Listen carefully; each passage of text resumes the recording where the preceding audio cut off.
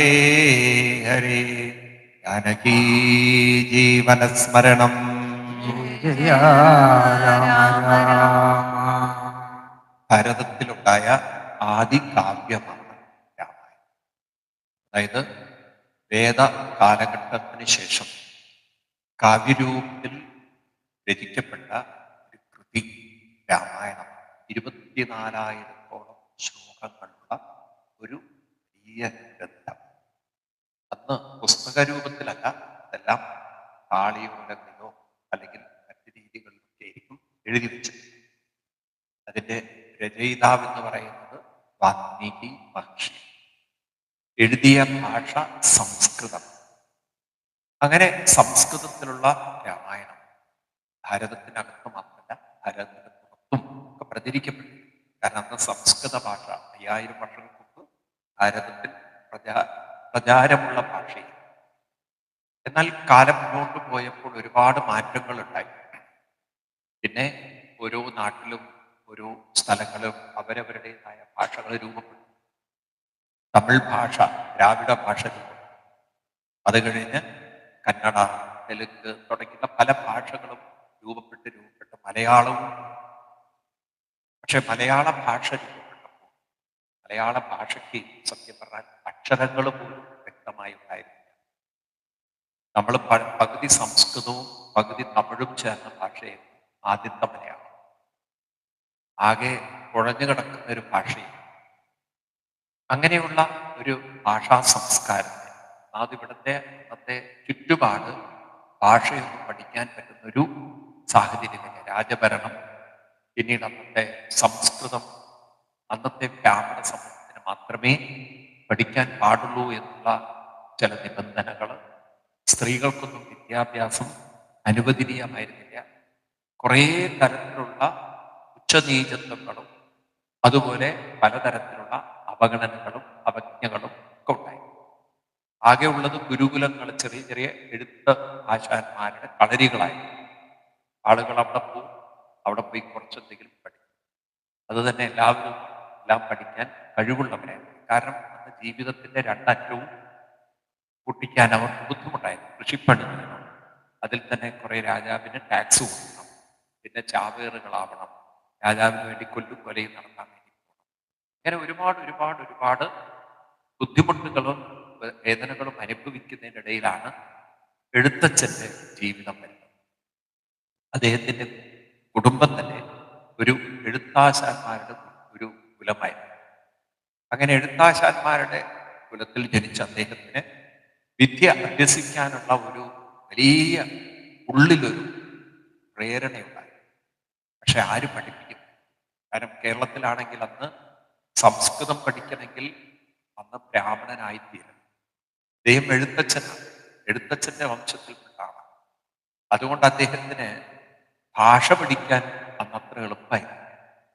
എന്നാലും അദ്ദേഹത്തിന് അത് പഠിക്കണം എന്നൊരു ആഗ്രഹമുള്ളത് കൊണ്ട് തമിഴ്നാട്ടിൽ തഞ്ചാവൂരിലേക്കാണ് അദ്ദേഹം പോയത്. അന്ന് തഞ്ചാവൂരിൽ പോകാന്ന് പറഞ്ഞാൽ ഇന്ന് ട്രെയിൻ കയറി പോകാൻ പറ്റും. അന്ന് കാളവണ്ടിയിൽ സാധനങ്ങൾ അങ്ങോട്ടും ഇങ്ങോട്ടും കൊണ്ടുപോകുന്ന കാലമാണ്. അപ്പൊ സാധനങ്ങൾ കൊണ്ടുപോകുന്ന കാളവണ്ടിയിലാണ് ദിവസങ്ങളോളം എടുത്ത് തഞ്ചാവൂരെത്തുന്നത്. അങ്ങനെ അവിടെ ചെന്ന് അദ്ദേഹം സംസ്കൃത ഭാഷയെല്ലാം പഠിച്ച് കുറേ കാലത്ത് പഠനത്തിന് ശേഷം അദ്ദേഹം തിരിച്ചു വരികയാണ് നാട്ടിലേക്ക്. ജ്യേഷ്ഠന്റെ ഒരു വിദ്യാഭ്യാസം അദ്ദേഹം, അതായത് അദ്ദേഹത്തിന്റെ എഴുത്ത് കളരി ഏറ്റെടുത്ത് അദ്ദേഹം അങ്ങനെ ജീവിതം ആരംഭിച്ച് അങ്ങനെ മുന്നോട്ട് പോകും. അതിൻ്റെ ഇടയിൽ വിവാഹമൊക്കെ കഴിക്കുന്നത്. അങ്ങനെ ഇരിക്കുമ്പോഴാണ് അദ്ദേഹത്തിന്റെ ജീവിതത്തിൽ രാമായണ രചന എന്തുകൊണ്ട് തനിക്ക് ചെയ്തുകൂടാ എന്നുള്ളൊരു തോന്നൽ. അപ്പോ ഇവിടെ എഴുത്തച്ഛൻ രാമായണം രചിക്കുന്നതിന് മുമ്പ് ഭാരതത്തിൽ രണ്ടാമതൊരു രാമായണം രൂപപ്പെട്ടു. അത് പുരാണകർത്താവായ വ്യാസ രചനയാൽ വന്ന രാമായണം. അത് ബ്രഹ്മാണ്ഡ പുരാണത്തിൽ നമുക്ക് കാണാൻ സാധിക്കും. ആ രാമായണത്തിന്റെ പേരാണ് അധ്യാത്മരാമായണം. ഈ അധ്യാത്മരാമായണം വാൽമീകി രാമായണവും രണ്ടും രണ്ടാണ്. അതിലെ കഥകളൊന്നാണെങ്കിലും അധ്യാത്മരാമായണം രാമായണ കഥയെ ആത്മീയ തത്വവുമായി അല്ലെങ്കിൽ വേദാന്ത തത്വവുമായി ചേർത്ത് വെച്ച കൃതിയാണ് അധ്യാത്മരാമായണം. അത് ബ്രഹ്മാണ്ഡ പുരാണത്തിൽ വരുന്നതാണ്. ആ രാമായണത്തിന് നമുക്ക് കാണാൻ സാധിക്കുന്ന പ്രത്യേകത, രാമായണം അവിടെ ഉമാമഹേശ്വര സംവാദ രൂപത്തിലാണ് ചിത്രീകരിച്ചിരിക്കുന്നത്. അപ്പം അധ്യാത്മ രാമായണത്തെ ആസ്പദമാക്കിയാണ് ഇവിടെ എഴുത്തച്ഛൻ രാമായണത്തെ പരിഭാഷപ്പെടുത്തുന്നത്. വാസ്തവത്തിൽ എഴുത്തച്ഛന്റെ സ്വതന്ത്രമായ കൃതിയാണ്. എഴുത്തച്ഛൻ അധ്യാത്മ രാമായണത്തെ മലയാളികൾക്ക് മനസ്സിലാവും, അല്ലെങ്കിൽ മലയാള ഭാഷയിലൂടെ അവതരിപ്പിക്കും. അങ്ങനെ അദ്ദേഹം അതിനുവേണ്ടി കുറേ സമയമൊക്കെ ചെലവഴിച്ച് എഴുത്താലുകളാണ് എഴുതുന്നത്. അന്ന് സംസ്കൃതത്തെ മാറ്റി എഴുതാൻ ആർക്കും അധികാരം ഉണ്ടായിരുന്നില്ല. അങ്ങനെ അതെല്ലാം അദ്ദേഹം ഒളിപ്പിച്ചും മറ്റും രഹസ്യമാക്കി വെച്ച്, അല്ലെങ്കിൽ അത് കത്തിച്ചു കളയും അന്നത്തെ ആളുകൾ, ബ്രാഹ്മണ സമൂഹം.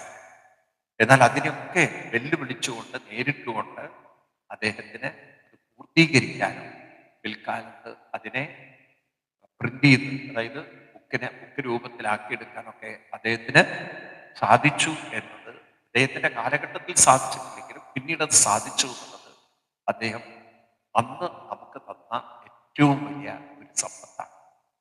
എന്നാൽ എഴുത്തച്ഛന് അതിനുള്ള ഒരു ആദരവോ അംഗീകാരമോ ബഹുമാനമോ കൊടുക്കാൻ ഇതുവരെ കേരളത്തിലെ ഗവൺമെന്റുകൾക്കൊന്നും സാധിച്ചില്ല. ഒരുപക്ഷെ നമ്മൾ എഴുത്തച്ഛന്റെ കാലഘട്ടത്തിലേക്ക് പോവുകയാണെങ്കിൽ അദ്ദേഹം ഒരുപാട് ശിക്ഷകളൊക്കെ അനുഭവിച്ചിട്ടുണ്ട്. അദ്ദേഹം സംസ്കൃതം കുട്ടികളെ പഠിപ്പിച്ചു എന്നതിന്റെ പേരിൽ അദ്ദേഹത്തിന് ശിക്ഷിക്കേണ്ടായി ഇന്നത്തെ കാലത്ത്. ഒരുപാട് അദ്ദേഹം വേദനകളും ദുഃഖങ്ങളും അദ്ദേഹത്തിന്റെ എഴുത്തുകളരി പലപ്പോഴും തീയിട്ട് നശിപ്പിച്ചിട്ടുണ്ട്. എഴുതിയ ഓലകളൊക്കെ കിണറ്റിനകത്തേക്കിട്ട് ഒളിപ്പിച്ചു വെച്ചിട്ടുണ്ട്. കാരണം അല്ലെങ്കിൽ അത് കത്തിച്ചു കളയും. അങ്ങനെ ഒരുപാട് പ്രശ്നങ്ങളെ നേരിട്ടുകൊണ്ട് അതിവർത്തിച്ചുകൊണ്ടാണ് ഈ കൃതിയൊക്കെ എഴുത്തച്ഛൻ എഴുതി വെച്ചിരിക്കുന്നത്. നമ്മൾ ഇവിടുന്ന് വായിക്കുന്ന രാമായണം ഇത്ര ലാഘവത്തോടെ വായിക്കുന്നത്, എഴുതിയ എഴുത്തച്ഛന്റെ കാലഘട്ടത്തിലെ അദ്ദേഹം കടന്നുപോയിട്ടുള്ള ബുദ്ധിമുട്ടുകളും വേദനകളും ദുഃഖങ്ങളും ആലോചിക്കുമ്പോൾ നമുക്ക് അദ്ദേഹത്തിനോട് തീർത്താൽ തീരാത്തൊരു കടപ്പാടുണ്ട്. അത് പലരും മനസ്സിലാക്കുന്നില്ല. പോട്ടെ, ഏറ്റവും വലിയൊരു പ്രത്യേകത എന്ന് വെച്ചാൽ അക്ഷരങ്ങളില്ലാത്ത നമ്മുടെ മലയാള ഭാഷയ്ക്ക് അക്ഷരങ്ങൾ അദ്ദേഹം തയ്യാറാക്കി. അന്ന് പല കൂട്ടെഴുത്ത്, വട്ടെഴുത്ത് എന്നൊക്കെ പറഞ്ഞുള്ള എഴുത്തുകളായിരുന്നു. അതിന് ശരിക്കും ഇന്ന് നമ്മൾ ഉപയോഗിക്കുന്ന ലിപികളിലേക്ക് കൊണ്ടുവന്നത് എഴുത്തച്ഛനാണ്. അതുകൊണ്ടാണ് എഴുത്തച്ഛനെ ഭാഷാ പിതാവ് എന്ന് വിളിക്കുന്നത്. ഇന്ന് മലയാള ഭാഷ, നമ്മളൊക്കെ സംസാരിക്കുന്ന ഭാഷ, എഴുതുന്ന ഭാഷ ഈ രൂപത്തിലാക്കി തന്നത് എഴുത്തച്ഛൻ. അദ്ദേഹത്തിന്റെ നിരവധി കൃതികളുണ്ട്. പ്രസിദ്ധമായ ഹരിനാമ കീർത്തനം, അങ്ങനെ കൃതികൾ. ഭാഗവതം അദ്ദേഹം രചിച്ചു എന്ന് പറയുന്ന ശ്രീമദ് ഭാഗവതം, എഴുത്തച്ഛന്റെ മലയാള ഭാഗവതം. അതിന് അത്ര പ്രചാരം മലബാർ ഭാഗത്ത് വന്നില്ലെങ്കിലും സൗത്ത് ഭാഗത്ത് വളരെയധികം പ്രചാരം നേടിയിട്ടുണ്ട്. എന്നാലും എഴുത്തച്ഛന്റെ രാമായണം അതിനൊരു പ്രത്യേകതയും മാധുര്യവും സൗന്ദര്യവും. അപ്പം രാമായണം, അധ്യാത്മ രാമായണം, മൂലം, അതായത് മൂലം എന്ന് പറഞ്ഞാൽ ഇവിടെ വാൽമീകി രാമായണം എന്നുള്ള മൂലത്തിനല്ല പറയുന്നത്. ഇവിടെ മൂലം എന്ന് പറഞ്ഞാൽ വ്യാസരാമായണം എന്ന് വെച്ചാൽ അധ്യാത്മ രാമായണം. എഴുത്തച്ഛന്റെ രാമായണം അധ്യാത്മ രാമായണം. അത് വാൽമീകി രാമായണത്തിൽ നിന്നും വ്യത്യസ്തമാണ്. കാരണം വാൽമീകി രാമായണത്തിൽ രാമൻ കേവലം ഒരു മനുഷ്യന്റെ ഒരു രൂപത്തിൽ വന്നിട്ടുള്ള ഒരു രാജാവ്, ആ രീതിയിലാണ്. എന്നാൽ അധ്യാത്മ രാമായണത്തിലേക്ക് വരുമ്പോൾ രാമൻ ഇവിടെ വരുന്നത് ഒരു അവതാരമായിട്ടാണ്. അദ്ദേഹം ഒരു പർപ്പസോട് കൂടിയിട്ട് വരികയാണ്. അദ്ദേഹത്തിന്റെ ജീവിതത്തിൽ ചില കാര്യങ്ങൾ ചെയ്യാനായിട്ട് വരികയാണ്. അപ്പൊ ഏതായാലും നമുക്ക് രാമായണത്തിലൂടെ കടന്നുമ്പോൾ എഴുത്തച്ഛന്റെ രാമായണത്തെ ആസ്പദമാക്കി നമ്മൾ ചിന്തിക്കുമ്പോൾ എഴുത്തച്ഛൻ രാമായണം തുടങ്ങുന്നത് തന്നെ ആദ്യം തന്നെ ഗുരുവന്ദനം ചെയ്തുകൊണ്ടാണ്. ഈ ഗുരുവന്ദനം എന്നത് ഇന്നത്തെ തലമുറയ്ക്ക് നഷ്ടപ്പെട്ടു പോയതാണ്. എന്താ വെച്ചാൽ ഗുരുത്വമില്ലാത്തൊരു തലമുറയായി ഇന്നത്തെ തലമുറ മാറും. ഇവിടെയാണ് ഈ ഗുരുവന്ദനത്തിന്റെ മഹത്വം. എന്താണ് ഗുരുവന്ദനം? ഈ ഒരു മാസം നമ്മൾ ഗുരുപൂർണിമയും കൂടെ ആഘോഷിക്കാൻ പോവാണ്. ഇവിടെയാണെങ്കിൽ ഗുരുക്കന്മാരുടെ ഗുരുവായ ആദിശങ്കരാചാര്യ സ്വാമിയുടെ പ്രതിഷ്ഠയും. എന്താണ് ഗുരുവന്ദനം? തൻ്റെ ഈ ഒരു കൃതി അത് മനോഹരമായി ആവിഷ്കരിക്കാൻ, വാക്കുകളൊന്നും തെറ്റാതെ വരാൻ, ആശയം പൂർണ്ണമായി വരാൻ, അതിന് എനിക്ക് അനുഗ്രഹം ഉണ്ടാവണം എന്ന് അദ്ദേഹം ഗുരുക്കന്മാരോട്, ഗണപതിയോട്, സരസ്വതീ ദേവിയോട് വാൽമീകി മഹർഷിയോട്, വ്യാസഭഗവാനോട് തുടങ്ങിയ എല്ലാ ദേവീ ദേവന്മാരോടും എല്ലാ ഋഷിവര്യന്മാരോടും നമസ്കരിച്ചുകൊണ്ട് അവരെയൊക്കെ പ്രണമിച്ചുകൊണ്ട് അവരെ കോർത്തുകൊണ്ട് അദ്ദേഹം പറയുക, എന്തിനാണ് ഈ ഗുരുവന്ദനം നടത്തുന്നത്? അത് വളരെ മനുഷ്യന് ആവശ്യം. വിനയമുള്ളിടത്തെ വിദ്യ ശോഭിക്കും, അഹങ്കാരമുള്ളിടത്ത് വിദ്യ ഉപകരിക്കില്ല. അപ്പൊ വിദ്യാ വിനയ സമ്പന്നേ ബ്രാഹ്മണേ രവിസ്ഥിനി ശുനീചൈവശഭാഗിച്ച പണ്ഡിത സമദർശിന എന്ന് ഗീതയിൽ 5-ാമത്തെ വീക്ഷണം. വിദ്യ വിനയമുള്ളതാണ്. വിദ്യ വിനയമുള്ളതാണ്. ഈ വിനയം എന്നുള്ള വാക്ക് തെറ്റായി മനസ്സിലാക്കിയ ഒരു വാക്ക്. ആളുകളുടെ മുന്നിൽ തലകുടിക്കുക എന്നുള്ള അർത്ഥത്തിലല്ല വിനയം. വിനയം എന്ന് പറഞ്ഞാൽ ഞാൻ കേവലം ഒരു നിമിത്തമാണ്, ഞാൻ കേവലം ഒരു ഉപകരണം മാത്രമാണ്, ഇതെല്ലാം ഒരു ദൈവീകമായ ഗുരുത്വമാണ്. അപ്പൊ എല്ലാം ഞാൻ ഞാൻ ഞാൻ എന്ന ഭാവത്തിൽ മനുഷ്യൻ കൊണ്ടു നടന്നാൽ അത് അധപ്പതനം. അതാണ് ഇന്ന് നമ്മൾ ചുറ്റുപാട് കണ്ടുകൊണ്ടിരിക്കുന്നത്. എല്ലാം ഞാൻ ഉണ്ടാക്കി, എൻ്റെ എൻ്റെ എൻ്റെ എന്നെ എന്നെ എൻ്റെ എന്നുള്ള ഭാവം വരുന്തോറും നമ്മുടെ ജീവിതത്തിൽ നമുക്ക് എന്നും ദുഃഖങ്ങളും ദുരിതങ്ങളും മാത്രമേ ഉണ്ടാകൂ. നേരെ മറിച്ച് ഞാൻ കേവലം ഒരു നിമിത്തം മാത്രമാണ്, ഉപകരണം മാത്രമാണ് എന്ന ഒരു വിനയം വരണം. ഇത് സത്യമാണ്. നമ്മൾ പലതും പഠിക്കുന്നു, പലതും മനസ്സിലാക്കുന്നൊക്കെ നമുക്കൊരു ബുദ്ധിയും ഒക്കെ ഉള്ളത് കൊണ്ടാണ്. ഈ മനുഷ്യന്റെ ബുദ്ധി എന്നൊക്കെ പറയുന്നത് അത് നമ്മുടെ ഉള്ളിൽ കുറേ പ്രവർത്തനങ്ങൾ, രാസപ്രവർത്തനങ്ങൾ നടക്കുന്നത് കൊണ്ടുള്ളതാണ്. ഭക്ഷണം ദഹിക്കുന്നു, അത് ദഹിച്ച് നമ്മുടെ ശരീരത്തിൽ പല ഊർജങ്ങളായി മാറി അങ്ങനെയൊക്കെ നമ്മുടെ ഉള്ളിൽ ചിന്തകളായി, ബുദ്ധിയായി, അറിവായി ഒക്കെ വരും അല്ലേ? ഇതൊക്കെ നമ്മൾ നോക്കുകയാണെങ്കിൽ ഈ ബുദ്ധിയും ബോധവും ശ്രദ്ധയും ഞാനാണോ ഉണ്ടാക്കിയത്? അത് സ്വയം മനുഷ്യനൊന്ന് ചിന്തിച്ചാൽ അല്ലേ? ജനിച്ചു വരുന്ന ഒരു കുട്ടി അമ്മയോട് ചോദിക്കുന്നത് എന്താ? ആ ചോദിക്കാനുള്ളൊരു ബുദ്ധി, അതിലുള്ളൊരു ശ്രദ്ധ, ഇതൊക്കെ ആ കുട്ടിയാണോ ഉണ്ടാക്കി വെച്ചിരിക്കുന്നത്? അപ്പം നമ്മളുടെ ഉള്ളിലുള്ള പലതും നമ്മളല്ല ഉണ്ടാക്കി വെച്ചിരിക്കുന്നത്. ഇതെല്ലാം ഉള്ളത് കൊണ്ടാണ് എനിക്ക് പലതും അറിയാനും പഠിക്കാനും മനസ്സിലാക്കാനും സാധിക്കുന്നതെന്ന് അറിയുന്നില്ല. അതിന് പകരം എന്താ ചെയ്യുന്നത്? കുറച്ചൊരറിവ് നേടുമ്പോഴേക്കും മനുഷ്യന്റെ ഉള്ളിൽ ചിന്ത വരികയാണ്, ഇതൊക്കെ എൻ്റെ കഴിവ് കൊണ്ടാണ്, എൻ്റെ മിടുക്ക് കൊണ്ടാണ്, എൻ്റെ എല്ലാം ഞാനായിട്ടാണ് എന്നുള്ളൊരു ഭാവം. അപ്പൊ ഏത് കാര്യത്തിന്റെയും ആദ്യത്തെ തുടക്കം എന്ന് പറയുന്നത് രാമായണത്തിൽ നമ്മുടെ ഹരിനാമകീർത്തനൊക്കെ പറയുന്ന പോലെ എഴുത്തച്ഛൻ അവിടെ ഇത് ഓർമ്മിക്കും. ഞാനെന്ന ഭാവമതു തോന്നായിക വേണമിക തോന്നുന്നതാകിൽ അഖിലം ഞാനിതെന്ന വഴി തോന്നേണമേ വരദ നാരായണ. ഇതുണ്ടല്ലോ വളരെ നമുക്ക് ആവശ്യമുള്ളൊരു പ്രയോഗമാണ്. ഇത് സത്യം പറഞ്ഞാൽ നമ്മൾ അമ്പലങ്ങളിലൊക്കെ പോകുന്നുണ്ട്, തീർത്ഥാടനങ്ങൾ ചെയ്യുന്നുണ്ട്, ഗ്രന്ഥങ്ങൾ പാരായണം ചെയ്യുന്നുണ്ടെങ്കിലും അതിന് ആഴം മനസ്സിലാക്കാം. ഇത് നോക്കൂ, നമ്മുടെ വീടുകളിലൊക്കെ വളർന്നു വരുന്ന കുട്ടികൾ അനുഭവിക്കുന്ന ദുരിതങ്ങൾ, ഇന്ന് അവരുടെ ആത്മഹത്യയുടെ ഒക്കെ കാരണം ഞാൻ നോക്കി, ഞാൻ ചെയ്തു, ഞാൻ എല്ലാം ഞാൻ എനിക്ക് ആരും സ്നേഹം തരുന്നില്ല, എന്നെ ആരും നോക്കുന്നില്ല, എന്നെ ആരും പരിഗണിക്കും. ഈ ഞാൻ അങ്ങനെ മുഴച്ചു നിൽക്കുമ്പോൾ ഞാൻ ആ അഹങ്കാരത്തിൽ എന്റെ ജീവിതം കൊണ്ട് തീർക്കുകയാണ്. അപ്പൊ അവിടെയാണ് മനുഷ്യന് ഈ ഞാനെന്ന ഭാവത്തെ മാറ്റാത്തോടത്തോളം കാലം ഒരു പുരോഗതിയും മനുഷ്യന് ഉണ്ടാകില്ല. രാമായണം നമ്മൾ വെറുതെ വായിച്ചാലില്ല, രാമായണത്തിൽ നിന്ന് നമുക്ക് പലതും പഠിക്കാനാണ്. എഴുത്തച്ഛനെപ്പോ ഇങ്ങനെയൊന്നും വിനയം കാണിക്കേണ്ട കാര്യമില്ല. ഞാൻ പോയി പഠിച്ചു, എനിക്ക് സംസ്കൃതം അറിയാം, എനിക്ക് വ്യാസരാമായണം മുഴുവൻ അറിയാം, അതിനെ മലയാള ഭാഷയിലാക്കാൻ എനിക്കറിയാം, ഞാൻ എൻ്റെ കഴിവുകൊണ്ട് ചെയ്യുന്നു എന്നുള്ള അഹങ്കാരത്തിൽ ചെയ്താൽ. പക്ഷെ അദ്ദേഹം പറയുന്നത് ഞാൻ കേവലം ഒരു ഇക്കാര്യത്തിൽ ഞാൻ അജ്ഞനാണ്, എനിക്ക് അത്രയൊന്നും അറിവും കഴിവൊന്നുമില്ല, ഞാനൊരു നിമിത്തമാണ്, നിങ്ങളൊക്കെ അനുഗ്രഹിച്ചാൽ മാത്രമേ എനിക്കിതിനെ ഭംഗിയാക്കി പൂർത്തീകരിക്കാൻ സാധിക്കുള്ളൂ എന്നുള്ള വിനയവും വിവേകവും കാണുമ്പോൾ തന്നെ നമുക്ക് മനസ്സിലാവും എഴുത്തച്ഛൻ എന്ന് പറയുന്ന മഹത് വ്യക്തിത്വം എത്രയോ അറിവുള്ള വലിയ പണ്ഡിതനായ, എത്രയോ വലിയ ജ്ഞാനിയായ. അന്നത്തെ കേരളത്തിൽ ധാരാളം പണ്ഡിതന്മാരുണ്ടെങ്കിലും ജനത്തിന് പ്രയോജനം ചെയ്യുന്ന പണ്ഡിതന്മാർ വളരെ കുറവായിരുന്നു. ജനങ്ങൾക്ക് ഉപകാരികളായിട്ടുള്ളവർ കുറവായിരുന്നു. ബാക്കിയെല്ലാം ഞാൻ പഠിച്ചു, എൻ്റെ കേരളത്തിൽ ഞാൻ വേദം ചൊല്ലുന്നു, വേദം പഠിക്കുന്നു, വേദം എനിക്കറിയാം, അങ്ങനെ അഹങ്കാരം കൊണ്ട് നടന്നവരാണ്. എന്നാൽ ജനങ്ങൾക്ക് ഉപകരിക്കുന്ന വിധത്തിൽ തൻ്റെ പാണ്ഡിത്യത്തെ കൊണ്ടുവരുമ്പോഴും ഞാനാണ് ഇതൊക്കെ ചെയ്യുന്നത്, ഞാൻ ജനങ്ങൾക്ക് വേണ്ടി എന്തോ വലിയ കാര്യം ചെയ്യുന്നു എന്നുള്ള ഒരു ഭാവവുമില്ലാതെ വിനയത്തോടെ, വിവേകത്തോടെ, പക്വതയോടെ, ഗുരുത്വത്തോടെ ഒരാള് ഒരു കാര്യം ചെയ്യുമ്പോഴാണ് ആ വ്യക്തി മഹത് വ്യക്തിത്വമായി തീരുന്നത്. അറിവാണ് ഒരാളെ മഹാനാക്കുന്നതെന്നാണ് നമ്മൾ തെറ്റിദ്ധരിച്ചത്. അതുകൊണ്ട് പണ്ടുള്ളവർ പറഞ്ഞ ഒരു വാക്കുണ്ട്, വിദ്യയാണ് ഒരാളെ കേമനാക്കുക, വിദ്യാധനം സർവധനാൽ പ്രധാനം. അത് തെറ്റാണ് വാസ്തവത്തിൽ. രാമായണത്തിൽ അത് നമ്മൾ മനസ്സിലാക്കേണ്ടത് വിദ്യ മാത്രം പോരാ, വിദ്യയും വിനയവുമാണ് ഒരാളെ മഹാനാക്കുന്നത്. വിദ്യയുള്ളവര് ധാരാളം, ഇന്നിപ്പോ നമുക്ക് ധാരാളം അറിയാം, ധാരാളം പണമുള്ളവരുണ്ട് സമൂഹത്തിൽ, ധാരാളം വിദ്യാഭ്യാസം ഉള്ളവരുണ്ട്, പ്രൊഫസർമാരായിട്ട്. പക്ഷെ എന്ത് പ്രയോജനം? ആരോർക്കുന്നു അവരെ, ആരറിയുന്നു അവരെ? മനസ്സിലായില്ലേ? കാരണം അവരുടെ വിദ്യ കൊണ്ടൊന്നും പൊതുസമൂഹത്തിന് യാതൊരു ഉപകാരമില്ല. പലരുടെയും കയ്യിൽ പണമുണ്ട്, ഉണ്ടായിട്ടെന്താ കാര്യം? കുറെ അവര് ചത്തുപോയി.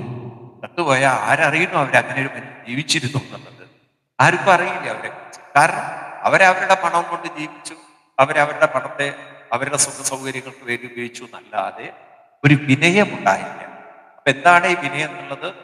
തൻ്റെ സമ്പത്ത് കൊണ്ടും അറിവ് കൊണ്ടും ഇതിനെ മറ്റുള്ളവർക്ക് കൂടി പ്രയോജനപ്പെടുത്തണം, ഞാൻ കേവലം അതിനൊരു നിമിത്തം മാത്രമാണ് എന്നുള്ളൊരു ഭാവമില്ലാതെ ചെയ്യാനുള്ള ഒരു വിശാല മനസ്സ് മനുഷ്യനുണ്ടാവും.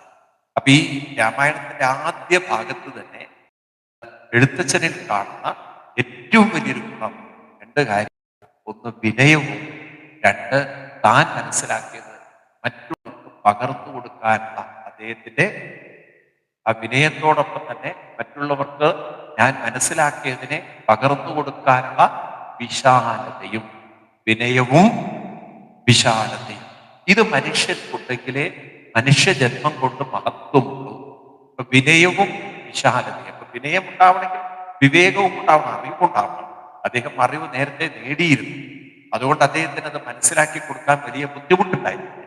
അപ്പൊ വിദ്യയും വിനയവും വിശാലതയും ഉള്ള വ്യക്തികൾക്ക് മാത്രമേ സമൂഹത്തിൽ മഹാന്മാരായി തീരാൻ സാധിക്കുകയുള്ളൂ എന്നുള്ളൊരു വലിയ സന്ദേശം എഴുത്തച്ഛന്റെ ആദ്യ ഭാഗത്തിലൂടെ തന്നെ നമുക്ക് കാണിച്ചു തരിക.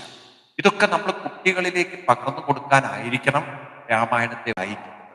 അപ്പം വരികൾക്കുള്ളിലൂടെ കടന്നുപോയി രാമായണത്തെ നമ്മൾ ഇന്നത്തെ ആധുനിക കാലഘട്ടത്തിന്റെ മനഃശാസ്ത്രം, സൈക്കോളജിയായിട്ട് ബന്ധപ്പെടുത്തി ഇന്ന് വരുന്ന തലമുറകൾക്ക് എവിടെയാണ് തെറ്റുപറ്റുന്നത്, എന്താണ് അവരുടെ ജീവിതം ഇയാമ്പാറ്റ പോലെ പൊലിഞ്ഞു പോകുന്നത്, വെളിച്ചം കാണുമ്പോൾ വീഴുന്ന ഇയാമ്പാറ്റകൾ ആ വെളിച്ചത്തിന്റെ ചൂട്ടിൽ നശിച്ചു പോകും.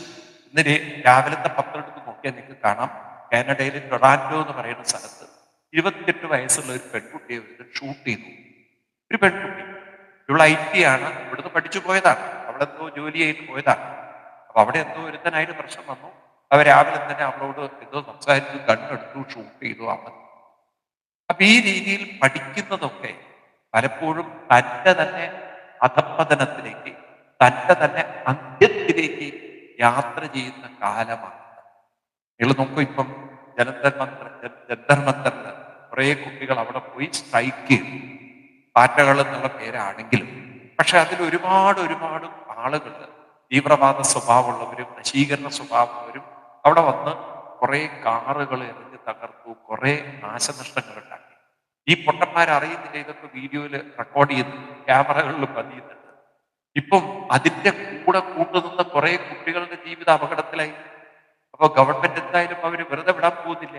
കാരണം ഇത്തരം നശീകരണ പ്രവർത്തികൾ ചെയ്യുമ്പോൾ പഴയ കാലല്ല, ഇനിയുള്ള കാലം കുട്ടികൾക്ക് ആ വിവേകവും വിദ്യയും ഒന്നും ഇല്ലെങ്കിലുണ്ടല്ലോ ജീവിതം തകിടം പറയാൻ അധികം വേണ്ട. ഇപ്പൊ കാലം മാറി, ഇപ്പൊ പുതിയ പുതിയ ടെക്നോളജിയാണ്. AI എന്നൊരു സാധനമുണ്ട്, നമ്മളെ കുട്ടികളെ ഇത് പഠിപ്പിക്കേണ്ടതുണ്ട്. AI എന്നൊരു സാധനം വന്നതോടുകൂടി എൻ്റെ നിങ്ങളുടെ മുഖം കിട്ടിക്കഴിഞ്ഞാൽ തന്നെ അതിൽ പതിഞ്ഞു കഴിഞ്ഞാൽ നമ്മുടെ ചരിത്രം മുഴുവൻ അതിൻ്റെ അകത്തൊക്കെ റെക്കോർഡ് ചെയ്യപ്പെടുക. പിന്നെ ഇവിടുന്ന് വിദേശത്തേക്ക് പോകാൻ പറ്റില്ല. നോക്കൂ, നിങ്ങൾ ഭാവി തന്നെ തകർത്തു പോകുന്ന കുട്ടികൾ. സമരം ചെയ്യുന്ന കുറേ നല്ല കുട്ടികളുണ്ട്, അവരുടെ പ്രതിഷേധം അവർ പക്വതയോടുകൂടി ചെയ്യുന്നുണ്ടാവും. പക്ഷെ അതിന്റെ കൂടെ ഈ വയലൻസ് ഉണ്ടാക്കുന്ന, അപകടം ഉണ്ടാക്കുന്നവര് കയറി പറ്റുമ്പോൾ ഈ പാവം വളരെ സ്വസ്ഥനായിട്ട് സമരം ചെയ്യുന്ന കുട്ടി പോലും ഈ വയലൻസിന്റെ ഒരു ഭാഗമായി ആവേശത്തിൽ പെടുമ്പോൾ ഇവൻ അറിയുന്നില്ല ഈ കയറി വന്നവൻ ദ്രോഹിയാണ്, ഇവന്റെ ലക്ഷ്യം വേറെ ഉദ്ദേശ്യമാണ്, ഇത് അറിയുന്നില്ല. അങ്ങനെ അപകടത്തിൽപ്പെട്ട കുറെ കുട്ടികളുണ്ട്. അതിൽ സത്യസന്ധരായിട്ടുള്ള കുട്ടികളുണ്ട്, തീവ്രവാദ സ്വഭാവമുള്ള കുട്ടികളുണ്ട്. ഇതിപ്പം അവർക്ക് കുറെ കുട്ടികൾക്ക് മനസ്സിലായി ഇതിൽ അപകടം പറ്റിയിട്ടുണ്ട്, കുറെ പേര് നുഴഞ്ഞു കയറിയിട്ടുണ്ട്. ഏതായാലും ഞാൻ പറഞ്ഞു വരുന്നത് വെച്ചാൽ ഇന്നത്തെ കാലഘട്ടത്തിലെ കുട്ടികളില് ചില സംസ്കാരങ്ങൾ കൂടി കൂട്ടിച്ചേർക്കാൻ സാധിച്ചില്ലെങ്കിൽ വെറും വിദ്യാഭ്യാസം കൊണ്ടും കുറെ കഴിവ് കൊണ്ടും സമ്പത്ത് കൊണ്ടും യാതൊരു കാര്യമില്ല. എന്തൊക്കെയാണ് നമ്മുടെ കുട്ടികളിൽ വേണ്ടത്? ഗുരുത്വം ഉണ്ടാവണം. ഗുരുത്വം ഉണ്ടാവണമെങ്കിൽ എന്താണ് ഗുരുത്വം? വിനയവും വിശാലതയും വേണം. വിനയവും വിശാലതയും ഇല്ലെങ്കിൽ എത്ര സമ്പത്തുണ്ടായിട്ടും അറിവുണ്ടായിട്ടും യാതൊരു കാര്യവുമില്ല എന്ന് എഴുത്തച്ഛൻ രാമായണത്തിന്റെ കൃതിയുടെ ആദ്യ ഭാഗത്ത് ഗുരുവന്ദനം എന്ന ഭാഗത്തൂടെ നമ്മളെ ഓർമ്മിപ്പിക്കുകയാണ്. ഏതായാലും എഴുത്തച്ഛൻ എല്ലാ ഗുരുക്കന്മാരെയും വന്ദിച്ചുകൊണ്ട് പറയുന്നു, ഞാൻ വെറും ഒരു നിമിത്തമാണ്, ഞാൻ ഒരു ഉപാധി മാത്രമാണ്, നിങ്ങൾ എന്നെ ബോധിപ്പിക്കണം, പദാവലി ബോധിപ്പിക്കണം, അത് പ്രകാരം ഞാൻ എഴുതിക്കൊള്ളാം, ഞാൻ കേവലം ഒരു ഉപകരണം മാത്രമാണ്. ഇപ്രകാരം അദ്ദേഹത്തിന്റെ ആ ഗുരുവന്ദനം കഴിഞ്ഞതിന് ശേഷം അദ്ദേഹം നമ്മളെ നേരെ കൊണ്ടുപോകുന്നത് കൈലാസത്തിലേക്കാണ്. അവിടെ പാർവതി പരമേശ്വര ഒരു സംവാദത്തിലേക്കാണ് നമ്മളെ കൊണ്ടുപോകുന്നത്. ഞാൻ പറഞ്ഞു, ഇവിടെ വാൽമീകി രാമായണത്തിൽ നിന്ന് വ്യത്യസ്തമാണ് അധ്യാത്മരാമായണത്തിന്റെ ആവിഷ്കാരം. വാൽമീകി രാമായണം എന്ന് പറയുന്നത് മഹർഷി, നിങ്ങൾക്കറിയാം, തപസ് ചെയ്ത് അദ്ദേഹം വാൽമീകിയായി എന്നൊക്കെ പറഞ്ഞാൽ നമ്മൾ കുറെ കഥകൾ കേട്ട് വളർന്നവരാണ്. അപ്പൊ നമ്മൾ കുട്ടിക്കാലത്ത് തന്നെ കേട്ടിരിക്കുന്ന കഥ അദ്ദേഹം ഒരു കള്ളനായി കൊള്ളക്കാരനായി ഒക്കെയാണെന്നുള്ളതാണ്. അങ്ങനെ കൊള്ളക്കാരനായി അദ്ദേഹത്തിന്റെ മുന്നിൽ നാരദ മഹർഷി ഒരു മന്ത്രം കൊടുക്കുന്ന കഥകളൊക്കെ ഡീറ്റെയിൽ ആയിട്ട് പിന്നീട് പറയുന്നുണ്ട്. ഏതായാലും അദ്ദേഹം രാമരാമ ജനിച്ചത്, ഏതായാലും രാമ ആയി അദ്ദേഹത്തിന്റെ ശരീരം മുഴുവൻ പുറ്റുപിടിച്ച് അവസാനം ആ പുറ്റിൽ നിന്ന് അദ്ദേഹത്തിനെ കൊണ്ടുവന്നു. അങ്ങനെ വാത്മീകത്തിൽ നിന്ന് കൊണ്ടുവന്നത് കൊണ്ടാണ് അദ്ദേഹത്തിന്റെ പേര് വാത്മീകി. പക്ഷെ യുക്തി കൊണ്ട് അല്പം ബോധത്തിൽ നമ്മൾ ചിന്തിച്ചു കഴിഞ്ഞാൽ മനുഷ്യ ശരീരം ഇന്ന് വരെ പുറ്റുപിടിച്ചിട്ടില്ല. മനുഷ്യ ശരീരത്തിനൊട്ട് പുറ്റുപിടിക്കാൻ പറ്റില്ല. അപ്പൊ എന്തായിരിക്കാം അതുകൊണ്ടൊക്കെ അർത്ഥമാക്കിയത് എന്നുള്ളത് നമ്മൾ മനസ്സിലാക്കാതെ കഥകൾ പറയരുത്. കാരണം ഇന്നത്തെ യുക്തിക്ക് നിരക്കാത്ത കഥകൾ പറയുമ്പോഴാണ് തലമുറകൾ ഇതൊക്കെ വിടുന്നത്. സത്യത്തിൽ നമ്മളാണ് ശത്രുക്കൾ. നമ്മളുണ്ടല്ലോ കാലഘട്ടത്തിനനുസരിച്ച് കഥകളെ വ്യാഖ്യാനിച്ചെടുക്കാൻ പഠിക്കണം. അല്ലെങ്കിൽ ഇന്നത്തെ കുട്ടികൾ പറയും, നിങ്ങളെന്ന മൂഢന്മാരാണ്, നിങ്ങൾക്ക് ബുദ്ധി, മനുഷ്യ ശരീരം പുറ്റുപിടിച്ചു എന്നൊക്കെ പറഞ്ഞ് ചെതലരിച്ചു പറഞ്ഞാൽ ആരെങ്കിലും മനസ്സിലായി അതുപോലെ കല്ലോ മരമൊക്കെയാണ് മനുഷ്യ ശരീരം. അപ്പൊ ഇത് ജീവനുള്ള ഒരു സാധനത്തിനെ ഒരിക്കലും ചെതലുപിടിക്കില്ല. അപ്പൊ പിന്നെ എന്താണ് അർത്ഥമാക്കുന്നത്? വാൽമീകം, അതിൽ നിന്ന് അദ്ദേഹം വാൽമീകി എന്നൊക്കെ പറയുന്നതിന്റെ വാക്കിന്റെ അർത്ഥം എന്താണ്? ഇവിടെയാണ് നമ്മൾ മനസ്സിലാക്കി കൊടുക്കേണ്ടത്. മനുഷ്യ ശരീരത്തെ കുറിച്ചുള്ള ഋഷിവര്യന്മാരുടെ അറിവ്, അതാണ് നമ്മൾ ഹിന്ദുക്കൾ ജന്തുക്കൾക്ക് ഇല്ലാതെ മനസ്സിലായില്ലേ? നമ്മൾ ജന്തുക്കളായതാണ്. കാരണം മറ്റു മതങ്ങളുടെ തലത്തിലാണ് ഹിന്ദുക്കൾ പലപ്പോഴും ഹിന്ദുക്കളെ കാണുന്നത്. ഹിന്ദു സംസ്കാരത്തിന്റെ മഹത്വം നമ്മൾ കാണും. ഹിന്ദു സംസ്കാരം എന്ന് പറയുന്നത് ദേഹിയെ ഉണർത്തുന്ന, ദേഹിയെ കുറിച്ച് അറിയുന്ന സംസ്കാരം. അപ്പൊ ദേഹവും ദേഹിയും ഇത് രണ്ടും വേർതിരിച്ച് നമുക്ക് പഠിക്കേണ്ടതുണ്ട്. ഈ ദേഹം എന്നത് മണ്ണാണ്, ഈ ദേഹം എന്നത് പഞ്ചഭൂതമാണ്, ഇത് മണ്ണിലേക്ക് പോകുന്നതാണ്. അപ്പൊ ഇതിനെയാണ് പുറ്റെന്ന് വിളിച്ചത്. ഈ ശരീരമാകുന്ന പുറ്റിനകത്തിരിക്കുന്ന ദേഹിയാണ് മനുഷ്യൻ. അല്ലാത്തത് വാൽമീകിയാണ് പുറ്റെന്നല്ല. നമ്മുടെ ശരീരവും മൺപുറ്റാണ്. കാരണം ഇത് പഞ്ചഭൂതങ്ങളാൽ നിർമ്മിതമാണ്. ഒരു മൺപുറ്റിന്റെ നിലനിൽപ്പ് കണ്ടിട്ട് ഇതുപോലെയാണ് മനുഷ്യ ശരീരം നിൽക്കുന്നതെന്ന ബോധം നമുക്കുണ്ടാവും. മണ്ണിൽ നിന്നുണ്ടായി, ഈ പുറ്റ് മണ്ണിൽ നിന്നുണ്ടായതാണ് ഇല്ലേ? മണ്ണിൽ നിന്ന് രൂപപ്പെടുന്നതാണ് ഏത്? പുറ്റ്. അത് അവസാനം ഏതിലേക്ക് തന്നെ പോകുന്നു? എല്ലാം ഉടഞ്ഞ മണ്ണിലേക്ക്. ഇതുപോലെ ഈ ശരീരവും പഞ്ചഭൂതങ്ങളിൽ നിന്നും രൂപപ്പെട്ടതാണ്. തിരിച്ചത് പഞ്ചഭൂതത്തിലേക്ക് പോകുന്നതാണ്. എന്നാൽ ഇതിലുള്ള ചൈതന്യം, ഇതിലുള്ള ബോധം, ഇതിലുള്ള ചിന്തകള്, ഞാനെന്ന ഭാവം, ഞാനെന്ന ബോധം അതൊരിക്കലും പുറ്റിൽ നിന്ന് ഉണ്ടായതല്ല. അത് പുറ്റിനോട് ചേർന്ന് കിടക്കുന്നതാണ്. അതുകൊണ്ട് ആ ദേഹിയെയാണ് ഞാൻ അറിയേണ്ടത്, ഉയർത്തേണ്ടത്, പരിവർത്തനം വരുത്തേണ്ടത് എന്ന ചിന്ത ഉള്ളവരാണ് വാത്മീകി. വാത്മീകത്തിൽ നിന്നും, അതായത് മൺപുറ്റായ ശരീരത്തിൽ നിന്നും മനസ്സിനെ അറിഞ്ഞ് ഉയർത്തി അതിനെ പരിവർത്തനം വരുത്തുന്നവരെയാണ് ഇത് വിളിക്കുക വാത്മീകി എന്ന് വിളിക്കുക. അപ്പൊ നമ്മളൊക്കെ വാത്മീകിമാരായി മാറും. അപ്പൊ നമ്മളൊക്കെ വാത്മീകിമാരല്ല, അപ്പൊ നമ്മളൊക്കെ മണ്ണ് ബുദ്ധിയുള്ളവരാണ്. ഈ ശരീരത്തിന് വേണ്ടി, ശരീരസുഖത്തിന് വേണ്ടി, ശരീരമാണ് ഞാനെന്ന് തെറ്റിദ്ധരിച്ച് ഇതിനെക്കുറിച്ച് ചിന്തിച്ച് ജീവിക്കുന്നവരാണ് നമ്മൾ ഭൂരിപക്ഷം. മനസ്സെന്ന് പറയുന്നതിനെ കുറിച്ച് ചിന്തിച്ച് ആ മനസ്സിനെ ഉയർത്തി, മനസ്സിനെ നന്നാക്കി അങ്ങനെ ചിന്തിക്കുന്നവർ വളരെ കുറവാണ്. അതുകൊണ്ടാണ് ദുരിതങ്ങളും ദുരന്തങ്ങളും ദുഃഖങ്ങളും ഒഴിഞ്ഞു മാറാത്തത്. എത്ര പണവും സുഖവും സൗകര്യങ്ങളും ഉണ്ടെങ്കിലും സന്തോഷവും സമാധാനവും സംതൃപ്തിയും ഉള്ളവരാരാന്നുള്ളത് വളരെ കുറവാണ്. കാരണം ആളുകളുടെ മനസ്സിന് സ്വസ്ഥതയില്ല. കാരണം മനസ്സിനെ കുറിച്ച് ചിന്തയില്ല.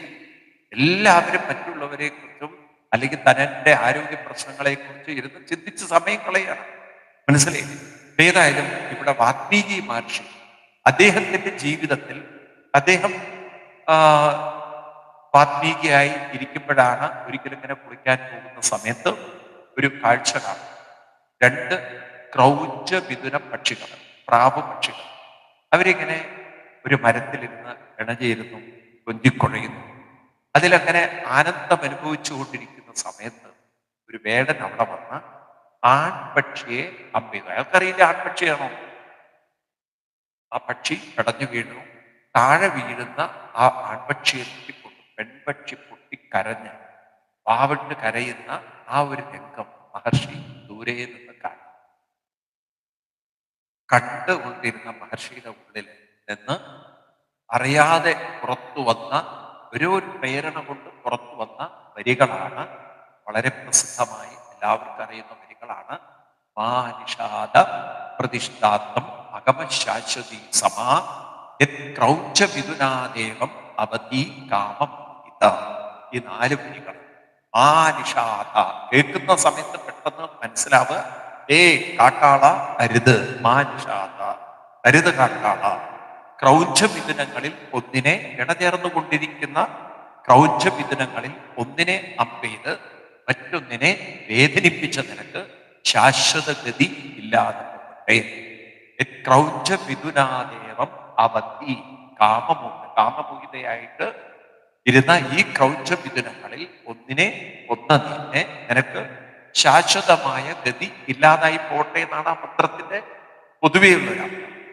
പക്ഷെ കുളിച്ച് പുറത്തു വന്നപ്പോൾ മഹർഷിയോട് അദ്ദേഹത്തിന്റെ ശിഷ്യൻ ചോദിച്ചു, ഭരദ്വാജൻ ചോദിച്ചു, അങ്ങ് ഈ പാടി അല്ലെങ്കിൽ പറഞ്ഞ വരികൾ ഞാൻ ഇതുവരെ അങ്ങനെയൊന്നും കേട്ടിട്ടില്ലല്ലോ, എന്തോ ഒരു അത്ഭുതം എനിക്ക് തോന്നുന്നു, എന്താണെന്ന് അതിനെക്കുറിച്ച് തന്നെ ഇരുന്ന് അദ്ദേഹം ചിന്തിച്ചു.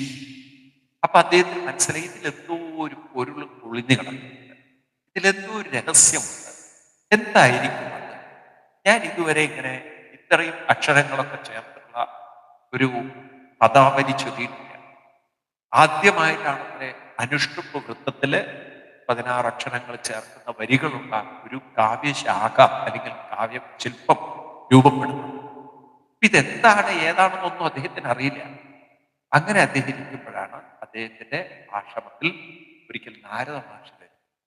അപ്പൊ നാരദ മഹർഷിയോട് അദ്ദേഹം ഈ കാര്യം പറഞ്ഞു. ഇങ്ങനെ പറഞ്ഞപ്പോൾ നാരദ മഹർഷിയാണ് അദ്ദേഹത്തോട് പറയുന്നത്, ഇതിനകത്ത് രാമ കഥ വെഞ്ഞിരിക്കുന്നുണ്ട്. ഓ, രാമനെയാണ് ഇതിൽ വർദ്ധിച്ചിരിക്കുന്നത്.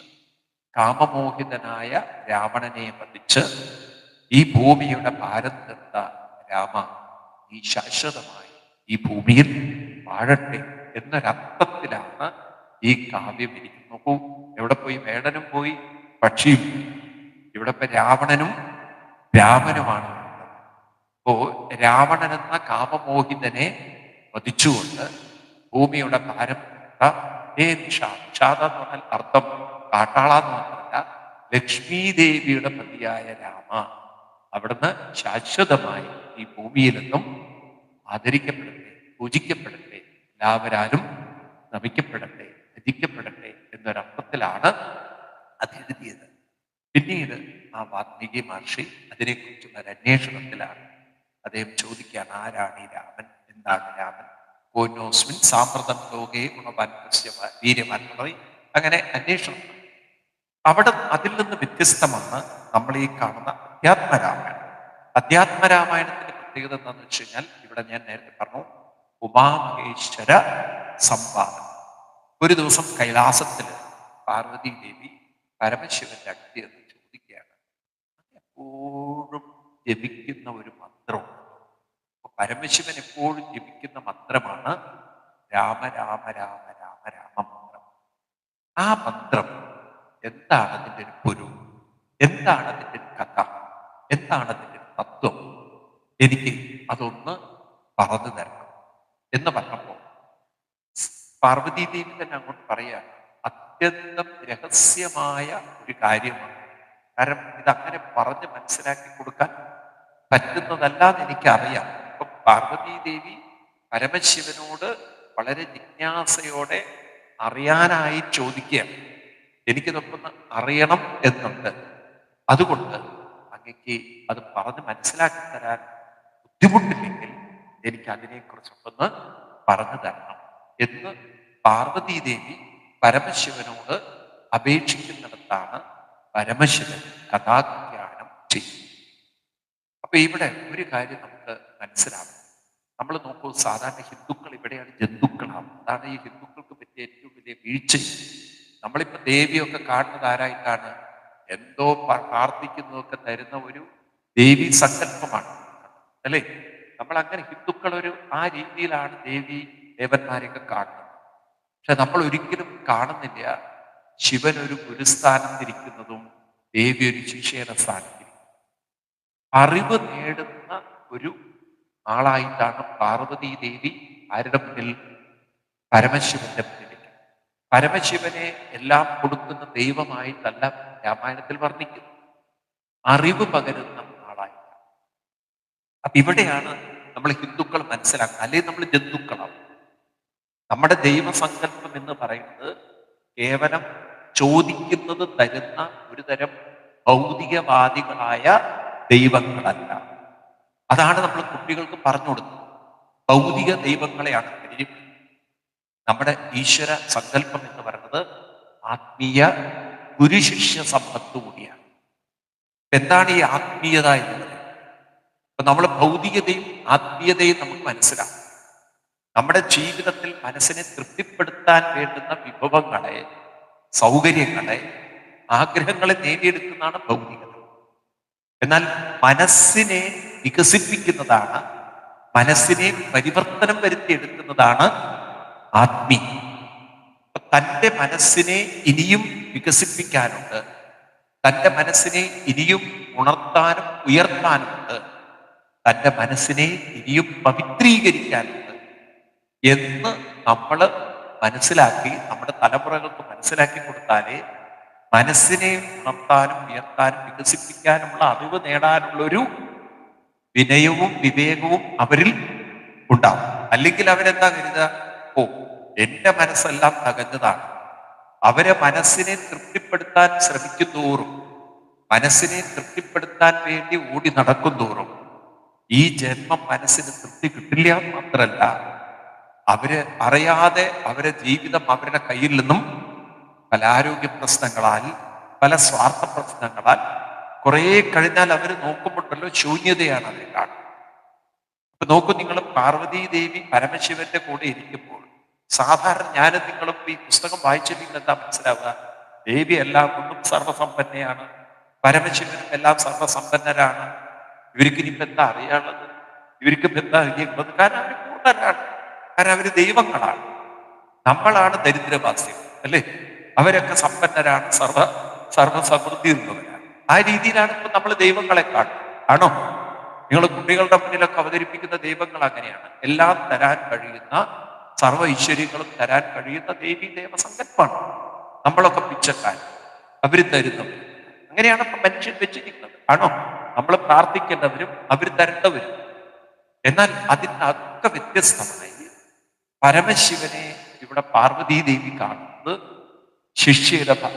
താൻ ശിഷ്യയുടെ ഭാവത്തിലും പരമശിവൻ ഒരു ഗുരുസ്ഥാനത്ത് നിന്നുകൊണ്ട് രാമായണത്തെ കുറിച്ച് ചോദിക്കുകയാണ്. അപ്പോ എന്തെല്ലാം ഭാഗ്യ സമ്പൽ സമൃദ്ധികൾ ഉണ്ടായാലും മനുഷ്യ ജീവിതം പൂർണ്ണമാവണമെങ്കിൽ അധ്യാത്മ ജ്ഞാനം വേണം, ആത്മീയ ബോധം ഉണ്ടാകും. അധ്യാത്മജ്ഞാനമില്ലാത്ത ഒരു ജന്മവും ഈ ഭൂമിയിൽ പൂർണ്ണമാവില്ല. അത് നമുക്ക് ഹിന്ദുക്കൾക്ക് എപ്പോഴും ബോധം വേണം. അധ്യാത്മജ്ഞാനത്തിലൂടെ മാത്രമേ നഹി ജ്ഞാനേന സദൃശം പവിത്രമിഹ വിദ്യതേ തത് സ്വയം യോഗ സംസിദ്ധ കാലേന ആത്മനിവിന്ദതി എന്ന് പറഞ്ഞാൽ എന്താർത്ഥം? അതൊക്കെ ഗീതയിലൊക്കെ എഴുതി വെച്ചിരിക്കുന്ന കാര്യമാണ്. നാലാമത്തെ ജ്ഞാനത്തിന് സദൃശമായി ഇവിടെ യാതൊന്നുമില്ല. ഇപ്പൊ പ്രായമായ നിങ്ങളുടെയൊക്കെ ജോലി എന്താന്ന് വെച്ച് കഴിഞ്ഞാൽ പൊട്ടന്മാരെ പോലെ പ്രാർത്ഥിക്കലല്ല. നിങ്ങൾ വീണ്ടും പ്രാർത്ഥിക്കുന്നവരാണെങ്കിൽ നിങ്ങൾ കൊള്ളരുതാത്തവരാണ്. നിങ്ങൾ അതിൽ ഭേദം മരിച്ചു പോകുക എന്നുള്ളത്. നിങ്ങൾ പ്രായമാകുന്തോറും അധ്യാത്മജ്ഞാന ബോധമുള്ളവരായി മാറണം.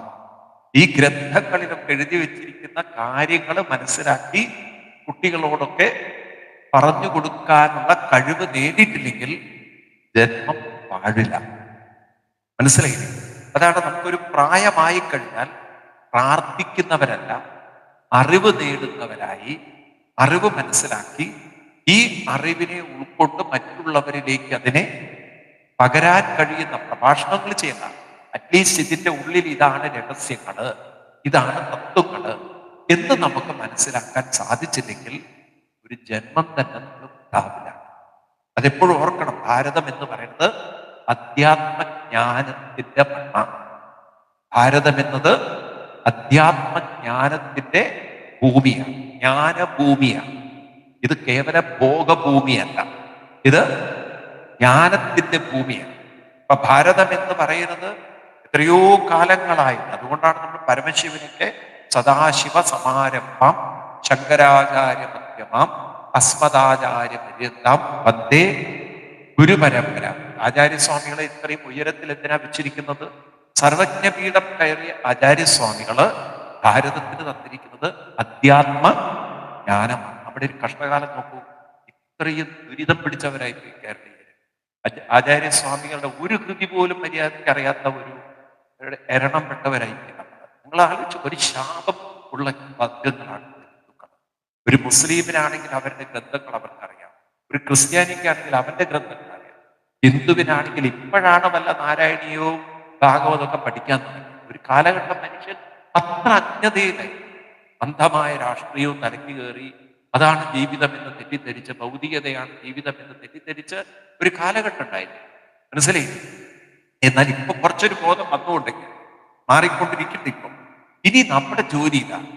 അവരൊക്കെ തന്നിരിക്കുന്ന ആധ്യാത്മിക ജ്ഞാനത്തിന്റെ ഒരു ലേശമെങ്കിലും അതിൽ നിന്നെടുത്ത് അത് മറ്റുള്ളവരിലേക്ക് ഒരു തിരി കൊളുത്തി വെച്ചുകൊണ്ട് വേണം ഞാൻ ഇവിടെ നിന്നും പോവാൻ എന്ന ബോധം നമ്മളിലുണ്ടാകും. അപ്പൊ പ്രായമായി കഴിഞ്ഞാൽ നിങ്ങൾ പ്രായമായി ഇനിയിപ്പോ വീട്ടിലെന്ത്, ഇനിയിപ്പോ എന്ത് നേടാൻ, ഞാൻ പെൻഷൻ മേടിച്ചിരിക്കുന്നു പറഞ്ഞാൽ നിങ്ങൾ ചത്തതിന് തുല്യമാണ്. മനസ്സിലായില്ലേ? വെറും പെൻഷൻ വാങ്ങിച്ച് ജീവിക്കുന്നവരൊക്കെ മരിച്ചതിന് തുല്യമാണ്. ഞാൻ പറയുമ്പോൾ അവര് ജീവിച്ചിരിക്കുന്ന കൂട്ടത്തിൽ പെടുത്തരുത്. അവരൊക്കെ മരിച്ചവര് തുല്യമാണ്. കാരണം അവരവരുടെ ജീവിതം നശിപ്പിച്ചവരാണ്. കാരണം ഭൗതികമായ സുഖത്തിൽ മാത്രം ഒഴുകി ഈ ശരീരത്തെ തൃപ്തിപ്പെടുത്തി ജീവിക്കുന്നതാണ് സുഖമെന്ന ധാരണയിൽ ജീവിക്കുന്ന നികൃഷ്ട വർഗങ്ങൾ. അവര് മനുഷ്യരല്ല. കാരണം അവരൊക്കെ കേവലം ഒരു നികൃഷ്ട ജീവിതത്തിലേക്ക് കടന്താണ്.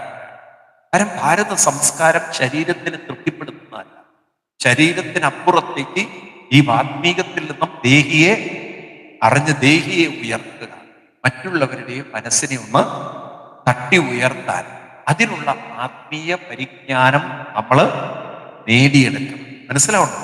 ഈ ബോധം നമ്മളിൽ ഉണ്ടാവണം. ഞാനൊരു നികൃഷ്ട ജീവിയല്ല, ഞാനൊരു ഉത്കൃഷ്ട വ്യക്തിയായി മാറണം. നികൃഷ്ടതയിൽ നിന്നും ഉത്കൃഷ്ടതയിലേക്ക് ഉയരണം. നിങ്ങൾ നോക്കുക, അല്ലെങ്കിൽ പാർവതീ ദേവി പരമശിവന്റെ മുന്നിൽ ഇങ്ങനെ ഒരു ചോദ്യം ചോദിക്കേണ്ട കാര്യമില്ല. എനിക്കിതൊന്ന് പറഞ്ഞു തരണം, എന്റെ ജീവിതം ധന്യമാക്കണം. മനസ്സിലായില്ലേ? ഈ ബോധം എല്ലാ ഹിന്ദുക്കളിലും ആയിരുന്നെങ്കിൽ ഇന്ന് ഹിന്ദു സമൂഹം എവിടെ എത്തുമായിരുന്നു. കാരണം നമുക്ക് മനസ്സിലാകുമായിരുന്നു എന്തിനാണ് ക്ഷേത്രം, എന്താണ് എൻ്റെ ജീവിതം, എന്താണ് എൻ്റെ ജീവിതത്തിൽ ഞാൻ നേടേണ്ടത് എന്ന ഒരു ബോധം ഓരോ ഹിന്ദുവിലും ഉണ്ടാകും. അപ്പൊ ഞാനും നിങ്ങളൊക്കെ ഇവിടെ ഇരിക്കുമ്പോൾ നമ്മളൊക്കെ പാർവതീ ദേവിമാരായിട്ടിരിക്കണം. എന്താണ് പരമശിവൻ പാർവതീ ദേവിക്ക് പറഞ്ഞു കൊടുക്കുന്നത് എഴുത്തച്ഛൻ പറഞ്ഞു തരുമ്പോൾ നമുക്കും പഠിക്കേണ്ടതായ ചില കാര്യങ്ങൾ ഉണ്ട്. നമ്മുടെ ജീവിതത്തിൽ ഇനിയും നേടേണ്ടതായ ചില കാര്യങ്ങൾ ഉണ്ട്. നമ്മൾ ഇത്രയും കാലം ശരീരത്തെ ശുശ്രൂഷിച്ചു, ശരീരസുഖ ജീവിതത്തിന് വേണ്ടി ജീവിച്ചു, ശരീരത്തിലൂടെ മക്കളുണ്ടായി, അവരെ കാര്യങ്ങളായി. പക്ഷെ മനസ്സ് ഈ ശരീരം വിട്ടുപോകുന്നതാണ്. അത് വിട്ടുപോകുന്നതിന് മുമ്പ് തന്നെ ആ മനസ്സിനെ എനിക്കൊന്ന് എടുക്കണം, കരുത്തുള്ളതാക്കണം, അതിനെ ഒന്നുകൂടി മനസ്സിലാക്കണം എന്ന ഒരു ബോധം നമ്മളിൽ ഉണ്ടായാൽ നമ്മൾ പാർവതീ ദേവിയെ. ഇപ്പൊ പാർവതീ ദേവി എന്ന് പറഞ്ഞാൽ ആരാണ്? വാസ്തവത്തിൽ പരമശിവന്റെ ഭാര്യയല്ല. പാർവതീ ദേവി എന്ന് പറയുന്നത് പരമശിവന്റെ മുന്നിൽ ഒരു ശിഷ്യയാണ്, വിനീതയായ ശിഷ്യയാണ്, ജിജ്ഞാസുവാണ്. ആ വാക്കാണ് നമ്മൾ മനസ്സിലാക്കുന്നത്. ആരാണ് പാർവതീ ദേവി? ജിജ്ഞാസുവാണ്. പരമശിവൻ ആരാണ്? നമ്മൾ വിചാരിക്കുന്ന പരമശിവൻ ദേവൻ എല്ലാം കൊടുക്കുന്ന ശിവൻ, അല്ലെങ്കിൽ തൃക്കണ്ണ് തുറന്ന് ചുറ്റു ചാമ്പലാക്കുന്ന ശിവനല്ല. ഇവിടെ ശിവൻ എന്ന് പറയുന്നത് ഗുരുവാണ്. പാർവതീ ദേവിയാകുന്ന ജിജ്ഞാസയെ തൃപ്തിപ്പെടുത്തുന്ന, ജിജ്ഞാസയെ മനസ്സിലാക്കി കൊടുക്കുന്ന അറിവിന്റെ ഗുരുവാണ് ആര്? പരമശിവൻ. അറിവിന്റെ, ആത്മജ്ഞാനത്തിന്റെ അറിവ് കൊണ്ട് പാർവതീ ദേവിക്ക് അറിവ് പകർന്നു കൊടുക്കുന്ന പരമശിവനെ പോലെ ആവണം നമ്മുടെ ജീവിതവും. ജിജ്ഞാസയും ജ്ഞാനവും, ഈ രണ്ട് വാക്കുകൾ മറക്കരുത്. ആദ്യം ജിജ്ഞാസ വേണം, രണ്ട് നമ്മുടെ മനസ്സിനെ കുറിച്ച് നമുക്ക് എന്ത് വേണം? അറിവ് വേണം. ഞാൻ ആരാണ്? രമണ മഹർഷി കഥ ചോദിച്ചു, പൂവാമായി ഞാൻ ആരാണ്? ഞാൻ എന്തിനാണ് ഭൂമിയിൽ വന്നത്? എന്താണ് എൻ്റെ ജീവിതത്തിന്റെ ലക്ഷ്യം? ഞാൻ മരിക്കുന്നതിന് മുമ്പ് എന്താണ് നേടേണ്ടത്? ഈ ബോധമൊക്കെ നമ്മുടെ ഉള്ളിൽ വ്യക്തമായി ഉണ്ടാവണം. ആ വ്യക്തത നമുക്ക് പകർന്നു തരാനാണ് ഈ രാമായണത്തിലൂടെ എഴുത്തച്ഛൻ ശ്രമിക്കുന്നത്. അതിന് ഗുരുവായ പരമശിവനെയും പാർവതീ ദേവിയും മുന്നിൽ വെച്ചുകൊണ്ട് അദ്ദേഹം നടത്തുന്ന ഒരു ആധ്യാത്മിക വിജ്ഞാനത്തിന്റെ പഠന കളരിയാണ് രാമായണം. ഞാനും നിങ്ങളൊക്കെ ഇത് കേൾക്കുമ്പോൾ നമ്മുടെ ഉള്ളിലും ഈ ജിജ്ഞാസുവായ ഒരു അറിയാനുള്ള ഒരു പാർവതീ ദേവിയും വേണം. ക്രമേണ ക്രമേണ നമ്മുടെ ഉള്ളിൽ അറിവിന്റെ ഒരു പരമശിവനും ഉണ്ടാവും. അറിയുകയും വേണം, മറ്റുള്ളവർക്ക് പകർന്നു കൊടുക്കുകയും വേണം. അതായത് രണ്ട് വാക്കുകൾ നമ്മുടെ ജീവിതത്തിൽ വിട്ടുപോയത്. അറിയാനുള്ള വിനയവും വേണം, അറിഞ്ഞതിനെ പകർന്നു കൊടുക്കാനുള്ള വിശാലതയും വേണം. ഇത് രണ്ടുമുണ്ടോ നിങ്ങളുടെ ജീവിതം പൂർണ്ണമായി, ധന്യമായി, കൃതാർത്ഥമായി.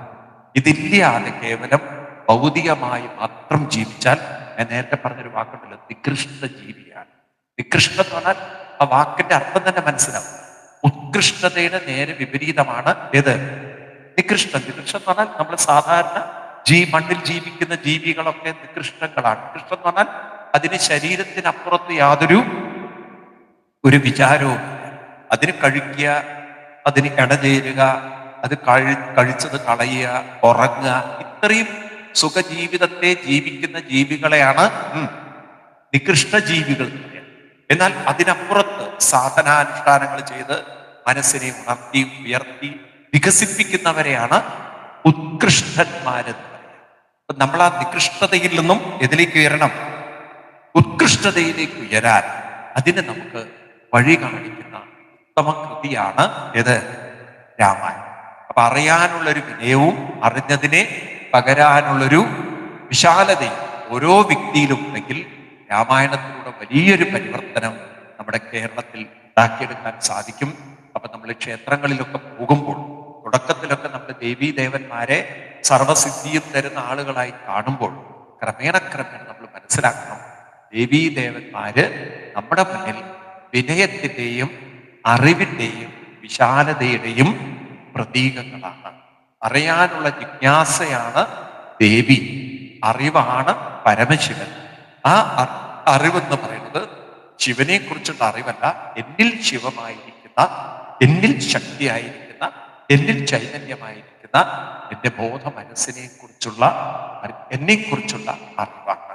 ഇപ്രകാരം മനസ്സിലാക്കിക്കൊണ്ട് നമുക്ക് രാമായണത്തിലൂടെ കടന്നു പോവാം, കൂടുതൽ കൂടുതൽ പഠിച്ചെടുക്കാം.